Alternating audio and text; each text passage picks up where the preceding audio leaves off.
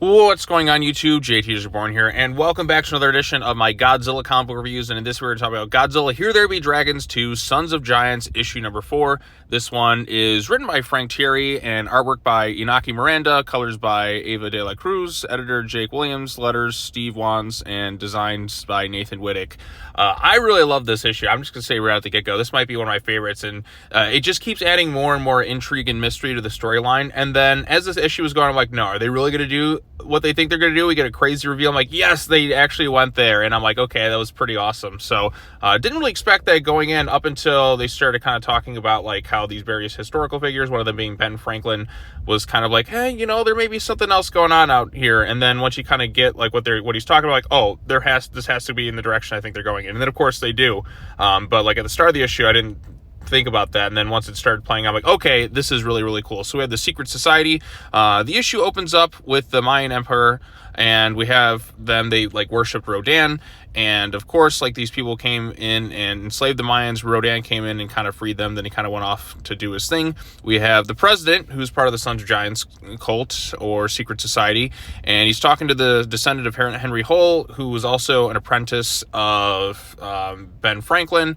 And he's brought in, he's like, hey, you know, Ben maybe had this secret lab, like he knows there was something else going on, like alien invaders coming from another planet, because we know Ghidorah was there, but like they've been kind of among us like in history, and as we'll find out later on, there's something pretty crazy about that. So Franklin had all these things, he was a genius and all that, and he supposedly has a secret lab as a means to try and stop this alien invasion. And we also learned a little bit more about the ancient battle in Rome, how Ghidorah pretty much wiped out all the other monsters by himself, like even destroying Godzilla's napping place, the Roman Colosseum. But we don't really find out what happened after the fact. We just saw that the battle was lost, but Ghidorah somehow didn't take over the planet. So I don't know. I given all the monsters and all the stuff they've done before, I kind of find it a little hard to believe that Ghidorah could beat them all by himself, especially since Godzilla has beaten Ghidorah by himself before. I don't know. I guess it's just the version we're going with in this instance. But maybe if the monsters worked like kind of all at once and a little bit better as a unit, they would have been able to stop them. But this is a battle in the past that Godzilla and them had lost. But Ghidorah didn't take over the planet just yet, so then we get the big reveal that Exilians are involved, and I thought that was pretty awesome, because he's talking in his wrist, I'm like, what the hell is he doing here? I'm like, oh no, are they really going to do it? And then yes, we get the reveal that the Exilians have being thrown into the story, and I thought that was pretty awesome. Like, that to me was such an awesome reveal at the end. And I thought, like, wait, are they really going to do the Exilians hiding amongst people, or are they going to do simians or whatnot? And then, of course, we get the big reveal of the Exilians. So I really love this comic book. I think, like, this has been really great. We get different monster battles throughout history. There's an intriguing mystery with this secret society. And then now you're throwing in the Exilians kind of hiding amongst the different, like, big historical figures. Like, there's just so much potential with this series. I don't even know how they're going to wrap this thing up in, like, the next issue, because there's so much kind of left to tell. Like, I almost feel like there's not going to be enough real estate space, which makes me think that we'll probably end up getting a third series, because I'm like, no, you can't end it now, because the first series is like, oh, we ended it too soon, and the second series is like, oh, there's so much more I want to see explored and all that too.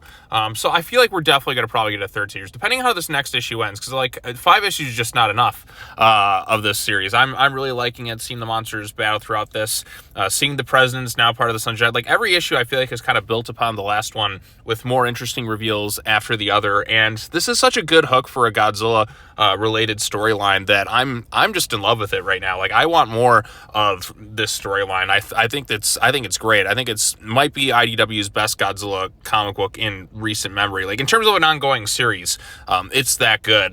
Even if you're not really like into some of the other ones, I feel like this one, with the mystery it has at play, some of the big reveals going on, that it really is one that is definitely worth checking out, especially like the way this issue ended, because I didn't expect Exilians to be factored into the story to start out, but like as the series went on, you kind of make sense why they would be there. And now you have this whole, like, who's really on your side type angle. So you have the Secret Society, but on top of that, you have Exilians that are kind of mingling in with the Secret Society, and you don't know exactly who to trust. Like, to me, like, that makes it all the more awesome. And now we have, like, Ben Franklin woven into this thing, and all these different historical figures and all that. It's been a really great, solid series, and I'm excited to see how it wraps itself up, because there's one issue left. I don't know how they can do it, so Yeah, so if you get the chance to, check out Godzilla Here There Be Dragons 2, Sons of Giants, issue number 4. I think it's arguably maybe the best issue in the series, especially with the big reveal at the end. So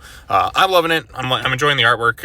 It's just been a really solid series. And, I have a few questions, like how Ghidorah is able to take down all the other monsters, Godzilla included, because, like, in past incarnations, like, he wasn't able to. But I'm sure we'll find some way to kind of get through that. So also, isn't Hedorah an alien too? Like, why wouldn't he, unless he was born based on Earth, why is he teaming up to fight Ghidorah?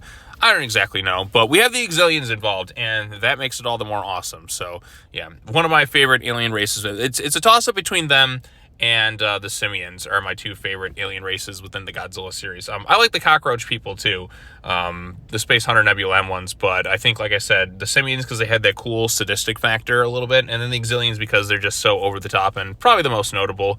Kilax are just kind of but then we've had other ones kind of come in, but really, like I said, it's all about the Exilians and the Simians for me. So, and Space Hunter Nebula M, they get a bit of a pass too. Kilax, sorry, you're kind of forgettable, but yeah, I'm getting off topic. So, what did you think of Godzilla Here There Be Dragons 2, Sons of Giants, number 4? Again, really long, ridiculous title.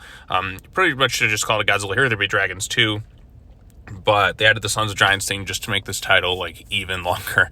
So, yeah, but I'm loving it. I really am. So, yeah, that's all I have to say about this particular issue, and that's going to wrap it up for the comic book reviews for this week. 4 for 4, like, and that's very rare to kind of happen where I'm, like, really feeling pretty good for this week in comics. What is this, like, the week of October 10th?